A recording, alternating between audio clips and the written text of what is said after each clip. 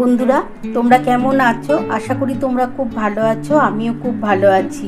আজকে তোমাদের আমি ডিমের কারি করে দেখাচ্ছি। আর এটা কিন্তু ক্যাপসিকাম দিয়ে ডিমের কারি করছি। তোমরা দেখতেই পাবে আমি কিভাবে করছি। চলো বন্ধুরা, একটু ঝাল ঝাল করে ক্যাপসিকাম দিয়ে ডিমের কারি করছি। চলো বন্ধুরা, মশলা কি বাটছি তোমরা দেখে নাও। আমি মশলা বাটবো। রসুন, একটা পেঁয়াজ আছে, আর আদা, এই তিনটে বেটে দেবো। আর এই যে কুচানো পেঁয়াজ, টমেটো, ক্যাপসিকাম, এগুলো আমি কিভাবে দেবো বা কিভাবে করব তোমরা দেখতেই পাবে। চলো বন্ধুরা, আমি মশলাটা বন্ধুরা দেখো, আমি কিন্তু ডিমের কারি করার জন্য আমি পেঁয়াজ, আদা, রসুন আমি বেটে নিচ্ছি। আমি পেঁয়াজ, একটা ছোট পেঁয়াজ আমি বেটে নিচ্ছি।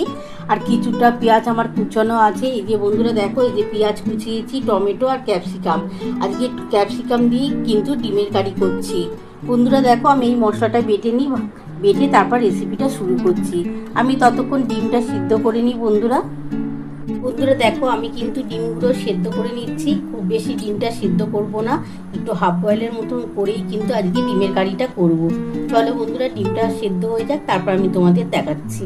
বন্ধুরা দেখো, আমার কিন্তু ডিমটা সেদ্ধ হয়ে গেছে। আমি ডিমের খোসাগুলো ছাড়িয়ে নিই, তারপর আমি রেসিপিটা শুরু করছি। বন্ধুরা দেখো, আমার কিন্তু ডিমটা কিন্তু হাফ বয়েল করা হয়ে গেছে। দেখো বন্ধুরা, এই যে হাফ বয়েল অবস্থায় নামিয়েছি।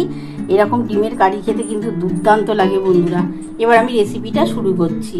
বন্ধুরা দেখো, আমার কিন্তু ক্যাপসিকাম দিয়ে ডিমের কারি করার জন্য আমি কিন্তু কড়া বসিয়ে দিয়েছিলাম। কড়াটার মধ্যে সর্ষের তেল দিয়ে দিয়েছি। তেলটা একটু গরম হলে আমি কিন্তু ডিমটা হালকা করে একটু ভেজে তুলে নেব। তারপর কিন্তু আমি রেসিপিটা শুরু করছি। বন্ধুরা দেখো, আমার তেলটা গরম হয়ে গেছে। এবার আমি ডিমগুলো ভেজে নিচ্ছি হালকা করে। এই যে দেখো, ডিমের মধ্যে কিন্তু আমি হলুদ আর নুন দিয়ে দিয়েছি। এগুলো মাখিয়ে আমি ভেজে নিচ্ছি।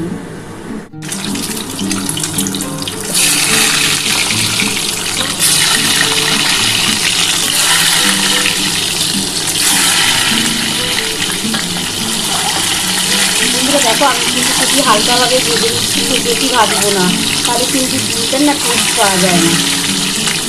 এবার আমি তুলে নিচ্ছি। দেখো, আমার কিন্তু মোটামুটি ভাজা হয়ে গেছে।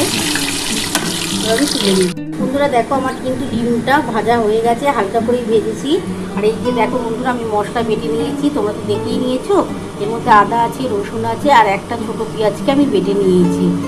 এই যে বন্ধুরা দেখো, আমি আর তেল দিচ্ছি না। এই তেলের মধ্যে আমি প্রথমে, তেলটা কিন্তু আমার গরমই হয়ে আছে, আমি কিন্তু একটা পেঁয়াজ কুচিয়ে রেখেছিলাম, এটা আমি দিয়ে দিচ্ছি।